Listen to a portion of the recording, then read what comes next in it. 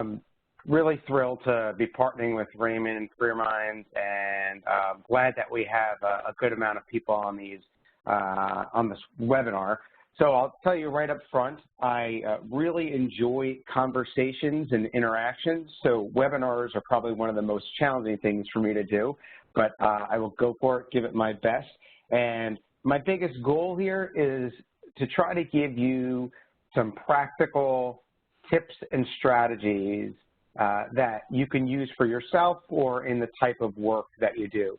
And as Raymond mentioned, much of my work is around executive coaching or working with leaders or athletes around peak performance. So over the last 15 years or so, I've pulled together some common setbacks and themes that I see people run into when they're trying to be successful, and then created some what I call simple strategies to help people move forward and to reach whatever goals that they have. So this is, for those who don't know, this is a Dyson vacuum. And my relationship with vacuuming over the years has not been a good one, in that never really liked to do it. My wife bought a Dyson, and things changed. So the way that the Dyson is made is there's a glass tube where you can actually see what you are cleaning, what you're vacuuming. So I was using this Dyson and started looking at that. I was like, wow, I'm making progress. And somehow, some magical way, my wife motivated me to vacuum more. So that gave me a lot of thinking around how important it is for people to be able to see their progress, even people that you wouldn't think would be motivated to do something, take a certain action. If you give them some insight into their progress, it builds their kind of willingness to actually do something. So I have this whole underlying theme and foundation of how progress is important for people to see. So what does that mean? That means in coaching, in presentations, and talking with people, ensuring that you're letting people knowing what they're moving towards and what they're doing well, and letting them see some of their victories and small wins is real important, and can help shift the paradigm to helping people be more motivated as opposed to focusing on just the tasks or the work that they're doing. So this whole idea of simple is the new smart, I know that success isn't easy. It takes a lot of hard work. It takes discipline. It takes time. But it is relatively simple. And in the work that I've done and some of the research related to my work, I found that there's a recipe for helping someone be successful. And it comes down to having these simple strategies, and you want them to incorporate three things. And that's what all the strategies I recommend are, things that I've done myself. I help when I coach people use them. So I'm not a very abstract, theoretical type of person. I'm much more of a, hey, let's get some work done, and here's how we do it. And then what it came down to for me is, if it's going to be a simple strategy, it has to be appetizing, digestible, and memorable. So if you think of it in terms of a meal, appetizing is, does someone want to consume this? Do they have a motivating factor or a desire to want to understand this and use this? The second one, digestible, is it easy to understand? Can they easily comprehend it and use it right away? And then third, is it memorable? So we're so busy, we're so influxed with emails, everyone's doing more with less. We want things to be easily recalled in the moment. So appetizing, digestible, and memorable is what I try to use as a vetting system when I offer a strategy to someone that I'm working with.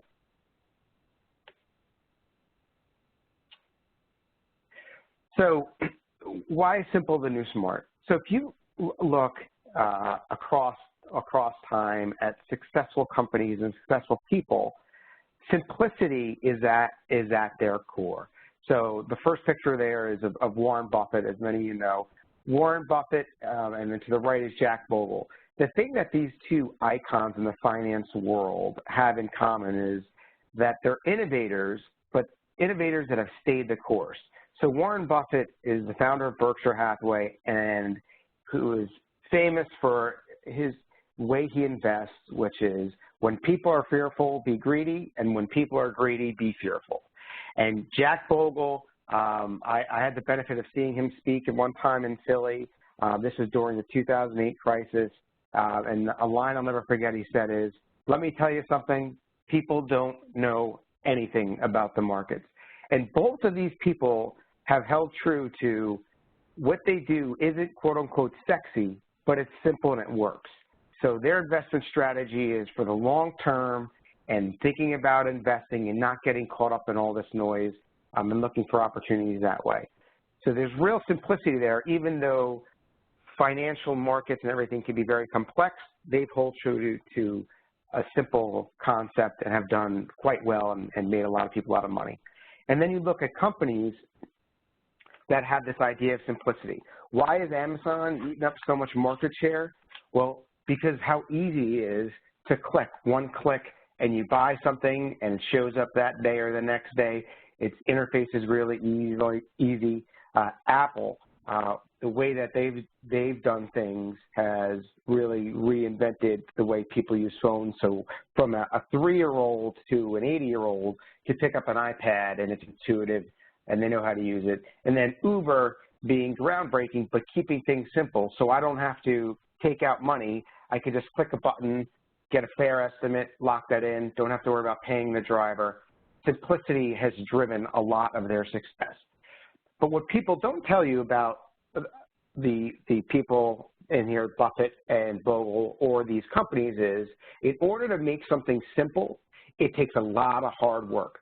So Apple's interface is extremely simple.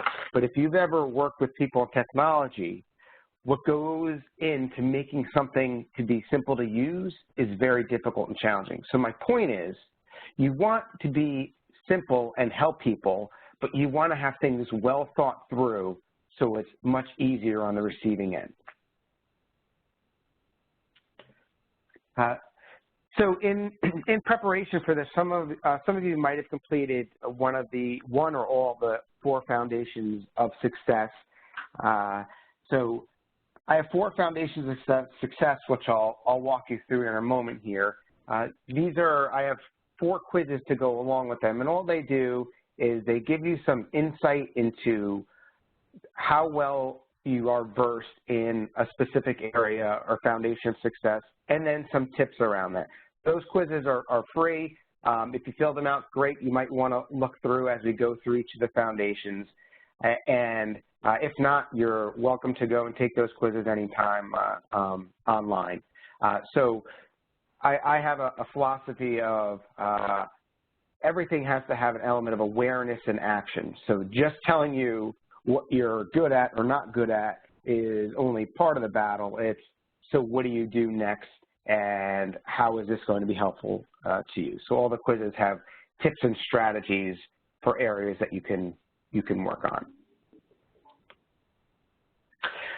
So there's 4 foundations of success, as I mentioned, and what I'm going to do is go through each of the 4 of them, touch on them really quickly, the overarching foundation, and then give you an example of a simple strategy that goes along underneath each of the 4. So the first one being psychological swagger, which is by far the most critical. Psychological swagger is about your confidence. So I use these 3 descriptors: belief, behavior, and brand. Belief is similar to self-efficacy, your belief in your ability to complete tasks, your confidence in yourself. Behavior is what you do, your skills. And then brand is intentional impression management, how you hold yourself, your presence. And so when I think of these 3 areas, belief, behavior, and brand, think of it as it's a mindset and an attitude that has skill sets to go along with it.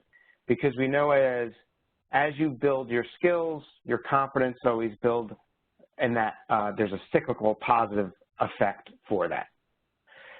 So psychological swagger, what I don't want people to confuse it with is something like arrogance or overconfidence.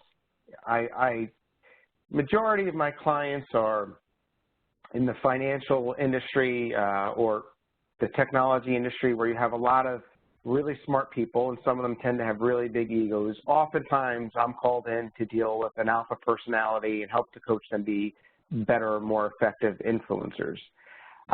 This differs in just swagger or arrogance in that psychological swagger includes this element of being aware of how you're coming across to others and knowing when you might need to tone it down in order to give a person what they need. So take up less space, be less verbose. Any of those things are an element of self-monitoring, which is a part of psychological swagger. So an example of a skill set in relation to psychological swagger, so that the setback would be helplessness. So this goes back to a lot of Marty Seligman's work at Penn around how people over time can have a perception of feeling helpless. And I work with a lot of businesses and organizations across industries that talk about this idea of how important accountability is. And my position on that is, to the extent that you can get people to take ownership themselves, as well as create a culture of ownership, that really pays dividends. So this is just one example of explaining to people that it's not the event or the situation that causes whether or not you become a victim or you become an owner. It's how you respond. So we have an event, let's say there's a classic organizational change and we're doing something different in the business, going to market in a different way. Everyone has that whole change curve and goes through it in a different time frame. And what this framework is designed to do is to help people decrease the distance between resistance and acceptance. So decrease the distance between resistance and acceptance. What I found in my work in collecting feedback on leaders is a lot of them score highly on dealing with change and taking ownership, but score lowly on leading through change, so helping other people deal with the change.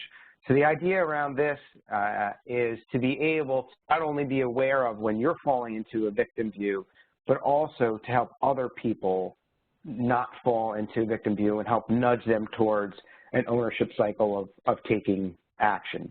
So defining accountability as taking action as opposed to blaming.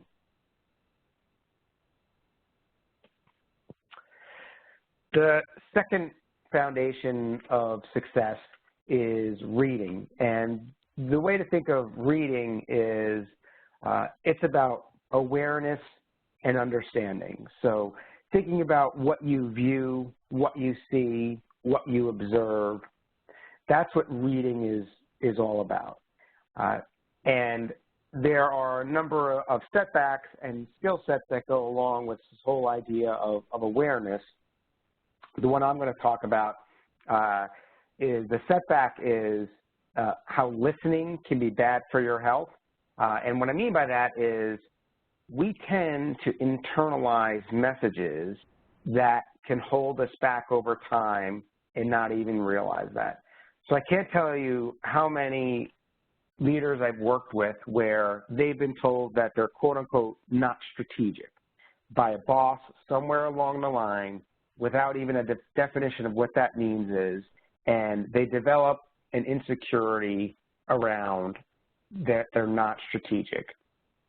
And this becomes a barrier to their success. So this whole image of an elephant here has purpose, not just because I think elephants are cool. The story around elephants and how they're trained is when a baby elephant that's going to be a circus elephant is brought into the circus community, they have a little chain that's tied around their leg, and then a stake is put in the ground. And what happens is this baby elephant tries to move forward, and once there's tension on that chain and that stake, they can't move any further. And then they go in a different direction, and they can't move any further. And they go in a different direction, and they can't move any further. And if you think about it, you would say to yourself, okay, if I'm at a circus, there's this huge elephant with just this little stake in the ground and that same very chain that they had when they were a baby. Well, what happens is the elephant, as a child, learns to not test their limits, and they learn that they can't succeed, and they stop trying. And so we all have limits that we've placed on ourselves because of messages we've internalized that we have either aren't aware of or haven't had someone tell us to push back on them or to stand up to them. And that's why it's so important to have people around you that are truth tellers, that can tell you certain limits that you may have. So a real practical example for me, I always grew up a worrywart. I used to, when I was a small kid, I would actually get stomach aches and stomach pains. And so finally my parents were asking all these questions of doctors, and then they finally ended up talking to my kindergarten teacher, and they said, asked him, like, is Rob, like, bad in school? Does he not pay attention? And the kindergarten teacher said, no, but he hides under the table because I yell at kids a lot, and I think he's always worried that he's going to get yelled at next. So I internalized this whole message of, like, I might get yelled at next and I might do something wrong, and I was always worried. So I didn't take a lot of risks as a kid because I was always feared of getting yelled at. And so I've seen that play out time and time again for executives where they've internalized a message that actually didn't have truth to it, and then they hold themselves back. This becomes more powerful the more positional power you have. So you may have a limit that you're not aware of and put limitations on other people because of that. So if you have an insecurity or something, you want to make sure that you're paying attention to how powerful you are and that you're not creating limits for other people. And, people typically ask, so how do you do that? And it's the whole idea of making sure you're good at getting feedback from people. And I always say, the people that resist feedback the most are the ones that usually need it the most. And the higher you grow up in an organization, the more feedback you need, and the less feedback you naturally get. So there's a little bit of recipe for disaster there if you're not paying attention to that. The next foundation of success, the third one, is leading. And leading is all about taking action or moving forward, being growth-oriented, and this is where you build your skills and you build your abilities so you can accomplish what you want to. So some examples of setbacks that come along with leading are innovation evaporation, which is where there's so many constraints on what people can and can't do because of regulations, fear of taking risk. I worked with one organization that the employees called it the slow no. So they always knew the answer was going to be a no, so they stopped trying to innovate. Another one is the setback is firefighting. So if an organization gives out, medals of honor for everyone that puts out fires, it develops a lot of arsonists. So you've got to be really good at not always creating that culture of people being firefighters that get rewarded and being careful of how much you deal with reaction as opposed to being proactive and reinforcing the importance of innovation. So the main skill that I focus on in leading is this idea of motivational currency. So what I want to do here now is give you an opportunity and ask you this question, and you'll see the polling question come up here. Which of the following motivators drive you? So if you could just select one of those in our little poll there, we'll take a look at what our group has to say here as a whole. And these are the 4 motivators that I found drive people the most. And we all have different drivers and things that tap into that are part of who we are. And the better you are at aligning with people's motivators, the more successful you'll be at influencing people. And if you think about where we are today with everything going on, whether it's the financial markets, well, we have a lot of challenges with global trade, or even just our political landscape and how challenging that is. It's so important to be able to find different ways to motivate people.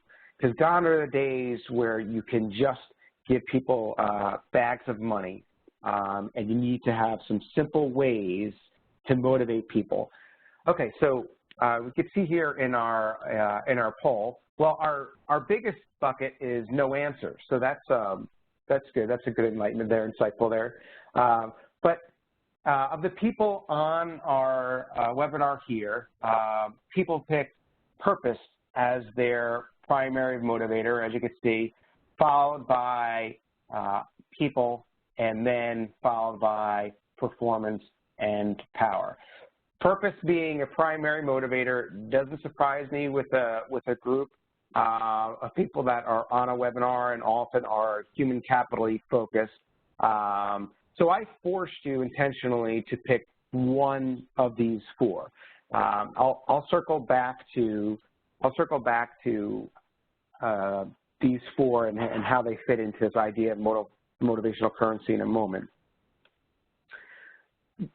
Going forward, everyone wants to be really clear on why motivation is important, and also that it's not just about money. So a lot of companies have moved towards different types of motivation, such as recognition. And I'll tell you, there's no bigger test of doing these types of things than working with a hedge fund or a private equity company or traders or investment bankers.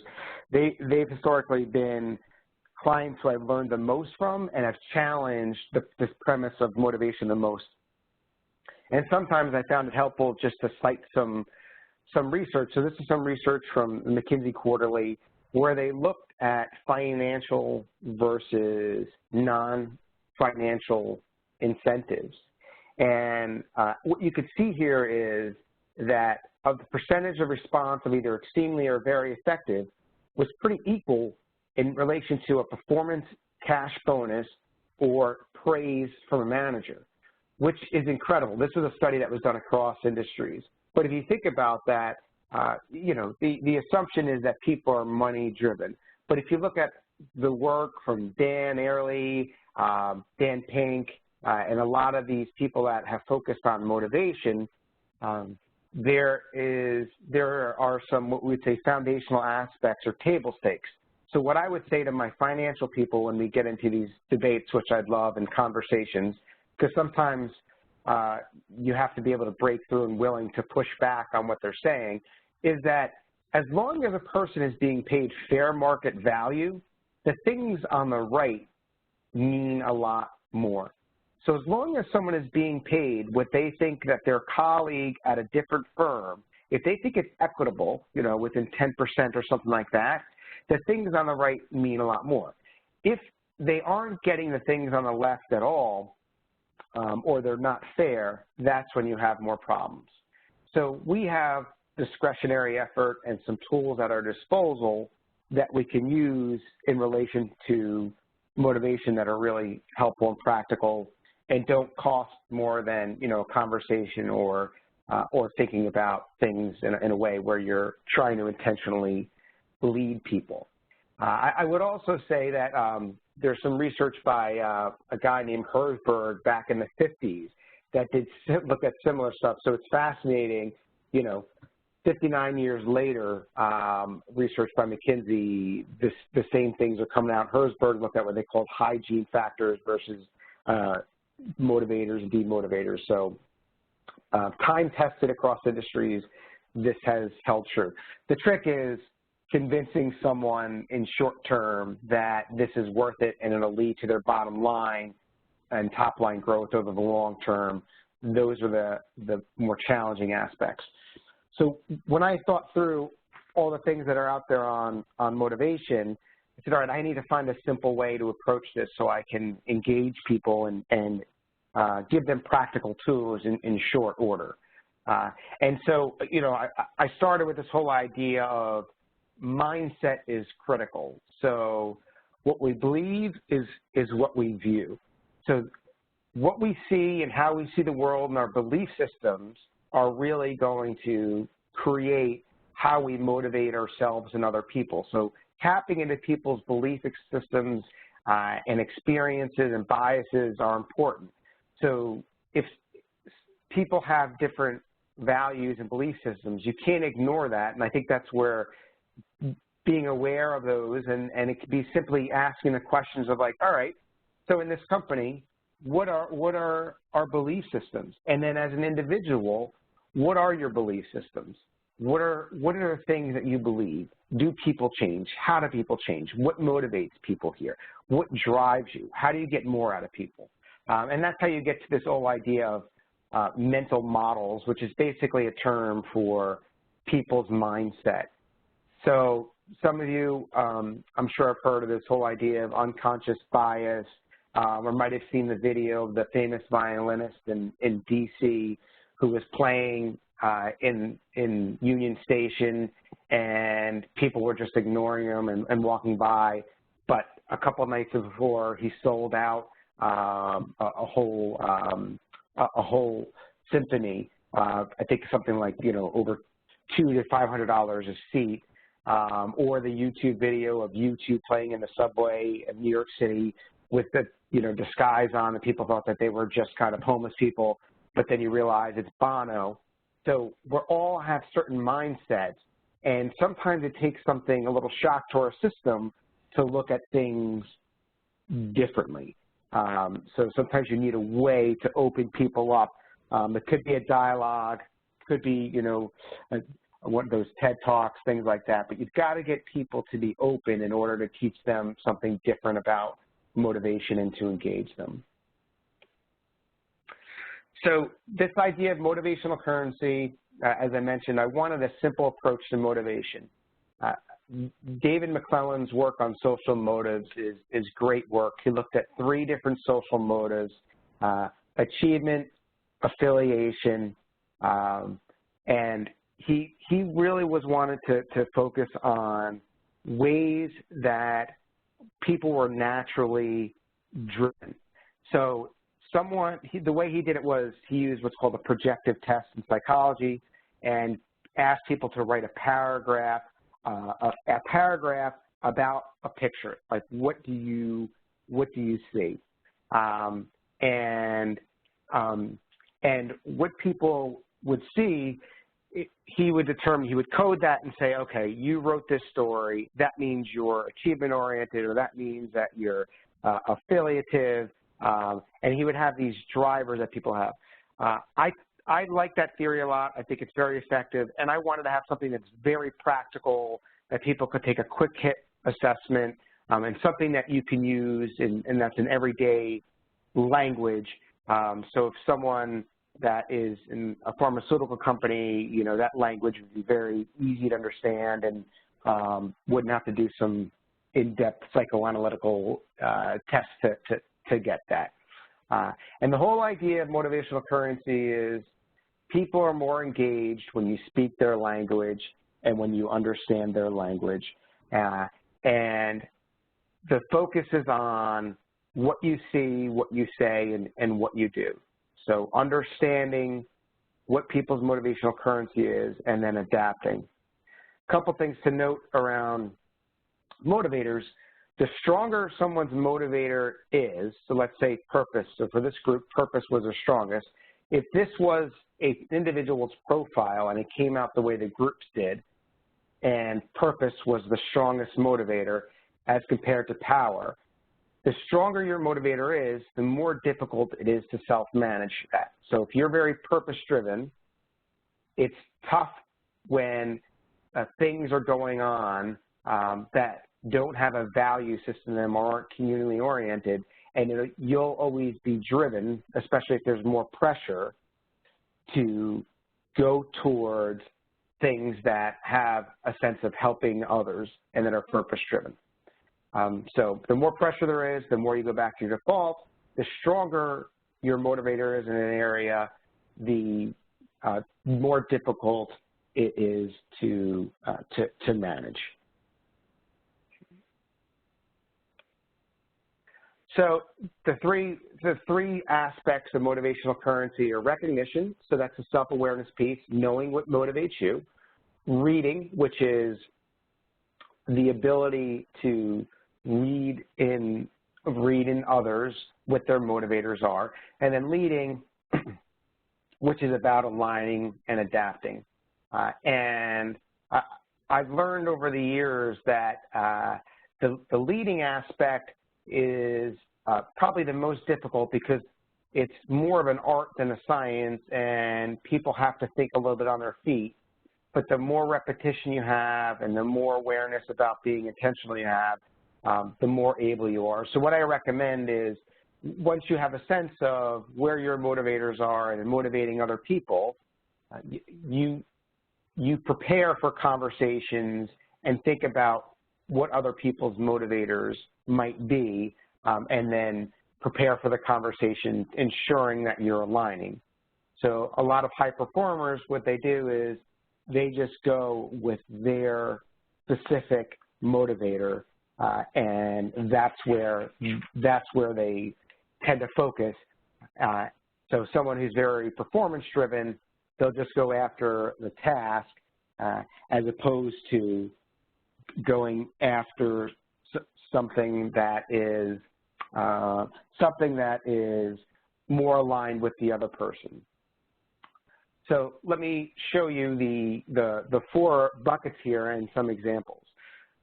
So here are the 4 buckets I use, and this is kind of a cheat sheet for people around what goes in there. And then I try to go into more depth with people around what cues there are, what to look for, and when you're assessing someone, what people might say, what you might see. So there's performance, which is all about getting results, challenges, goals, getting things done. There's people, which is about relationships, collaboration, teamwork. There's power, which is about persuasion, influence, selling, advising. And then purpose, which is about helping others, meaning, community impact. So these are the 4 areas. Now, before I mentioned McClellan's work, I said he had three areas, and I only gave you 2. So McClellan's, this relates to McClellan's achievement orientation. So performance is around achievement orientation. People's around affiliation, and then his third was power. And then I like to use this idea of purpose, especially with younger generations. We're seeing a lot more people that are values-oriented, that it's really important to have this sense of, you know, the why we're doing things and having a greater purpose than just making money. So I think that's really helpful. So there in the assessment, the motivational currency calculator, there's questions where you do a self-evaluation, then there's vignettes where there are different scenarios and you try to assess which of these 4 motivators people are, and then there is okay, if this is someone's motivator, like if power is someone's motivator, what's the best leadership approach based on that person being there? So it's about being able to read, you know, and be adaptive. the interesting thing about motivational currency is that these are not mutually exclusive, meaning that you can be someone who is high in performance and also high in people, or power or purpose, or vice versa. There is not a good or bad profile. This is just around awareness and knowing what taps into what drives you and other people. So, for example, when I was first in a training 12 or so years ago, and I did an assessment, I was off the charts, high on performance, people, and power, and the instructor at that time said, you know, wow, that could be really stressful. And reason being is if you're driven by more than one thing, if these three are high or all four are high, you get pulled in multiple directions. So if I am leading a meeting, I'm thinking I have 14 agenda items to get done. I'm going to make sure I get through them. If I want to make sure we're all getting along, everyone's giving input, and they're collaborating. I want to make sure that I'm building a good case, talking about the impact, and it's going to have a strong selling point for the stakeholders. And I also want to make sure we're doing what's best for the overall company and that people are getting a sense that we're really doing something that's bigger than just us.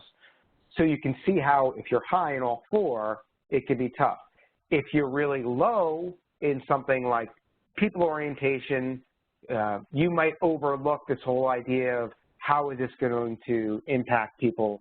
So it's good to be aware of where you are and then adapt accordingly.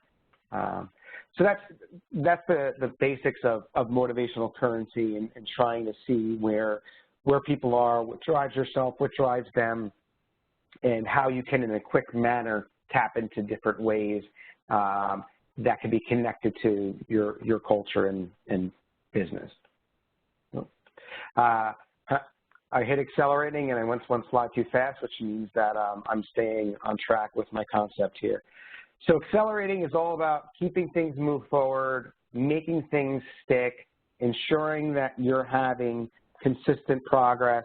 Another thing that we've found over time is people get so motivated to take on new things that are exciting, but they don't make things stick. And they don't focus on, you know, the day after learning something and how they can continue to get better. So success, as we know, isn't a destination, it's a process or a journey. Choose your favorite metaphor there. And this whole idea of accelerating has to be, you've got to be laser focused on what you're trying to develop and what you're trying to get better at and making sure you're revisiting it. Otherwise, you're going to lose. And so this is about creating positive habits and being very clear on where you're going.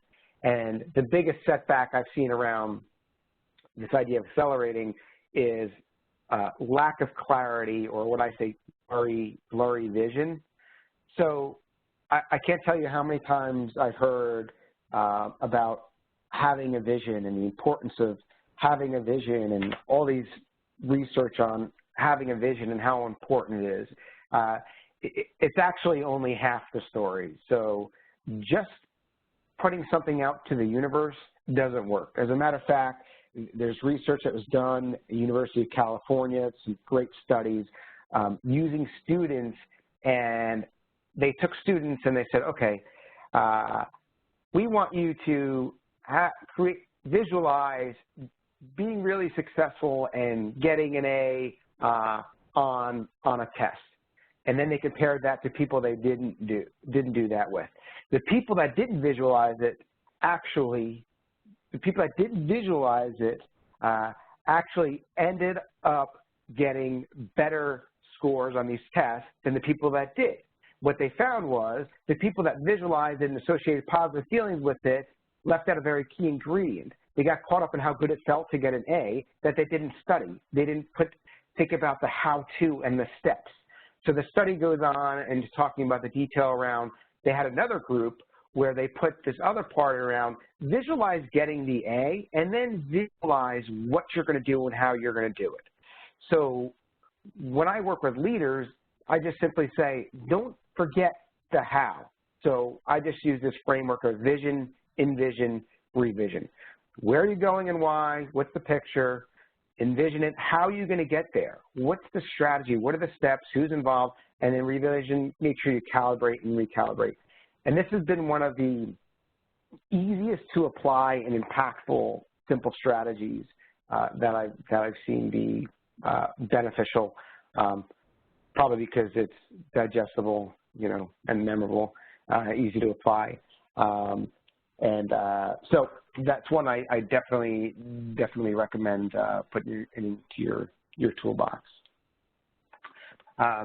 The idea of simple success, a lot of the work that I do was inspired by a guy named Bob Sternberg, who was at Yale years ago. I had the opportunity to talk with him, and he wrote the book Successful Intelligence, and his whole philosophy is around we shouldn't be thinking about intelligence in the traditional sense. We should be thinking about it from a perspective of the environment you're in. So if there's a fit, that's great. If there's a fit for you in your role, if there's a fit where you are in your organization, it's great because you can build your skill sets and there's a values fit and you can be successful. If there's not a fit, then you've got some decisions to make. You've got to either fight, which means thinking about, can I influence the situation? Can I make changes? Are people going to listen to me?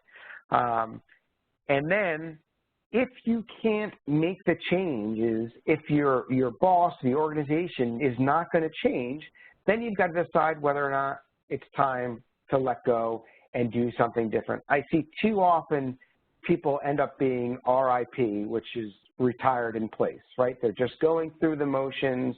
And granted, everyone's got their own situations and scenarios that are difficult, but nothing bums me out more than people that go to work every day and have, you know, zero things that they enjoy doing or aren't energized by anything. And I know that work's always going to be tough and we're always going to have parameters.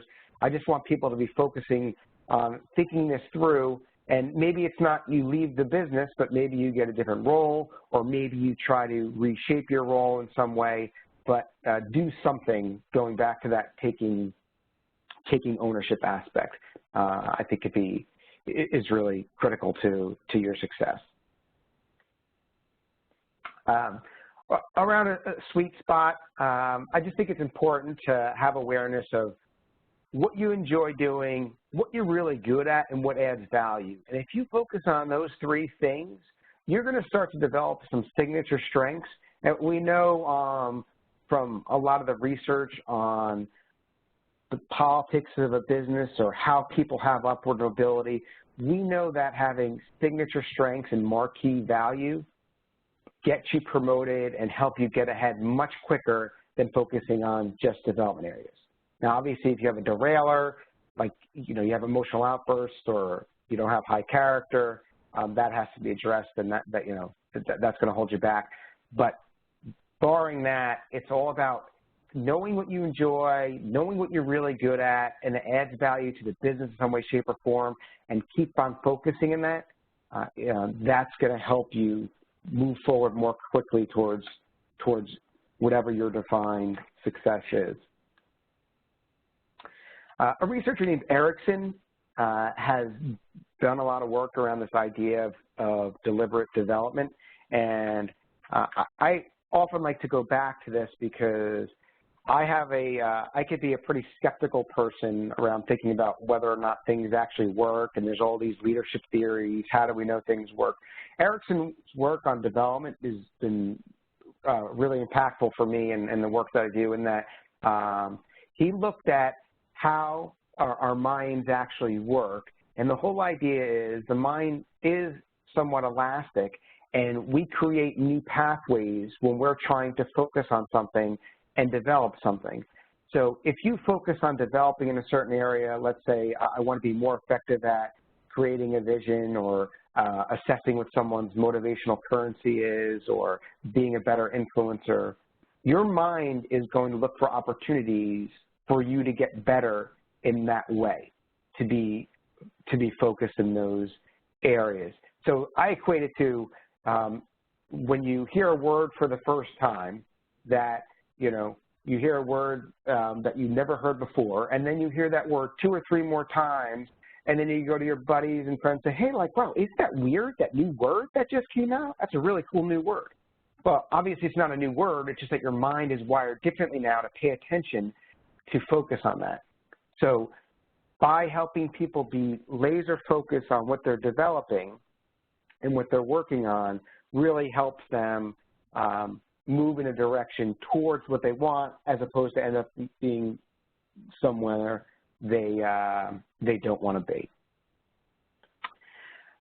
So the final little piece of information I'm going to give you here is something that I actually learned from watching Bob Sternberg, so all credit for the story goes to him.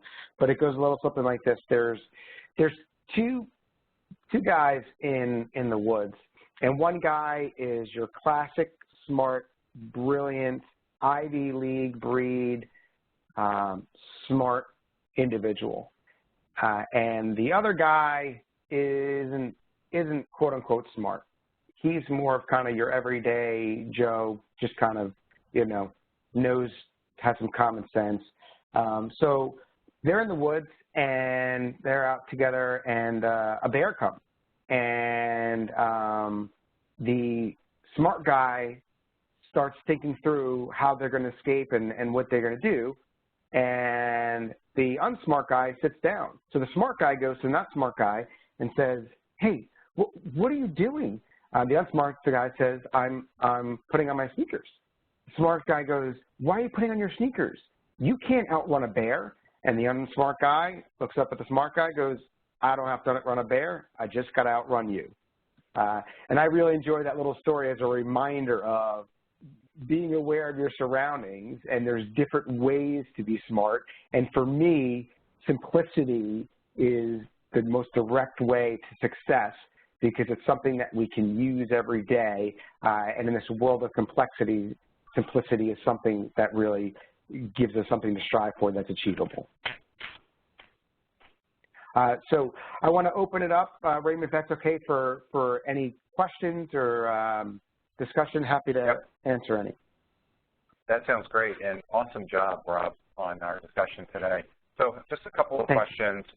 First, really quickly, we will make the presentation available after when we send out your HRCI SHRM credit, so you'll get a copy of that in the PDF format. So just a question for our HR audience today who are out there helping coaching leaders around topics like this. How important is it, or maybe you can give some tips for, and I know it seems like you did cover this to some extent, so for that HR business partner who maybe has a low motivational currency or a lower score, how important is it for them to have high psychological swagger and also a higher score in order to coach a leader or a manager through, through any aspect of this process? So do they need to have a high score themselves in order to coach others?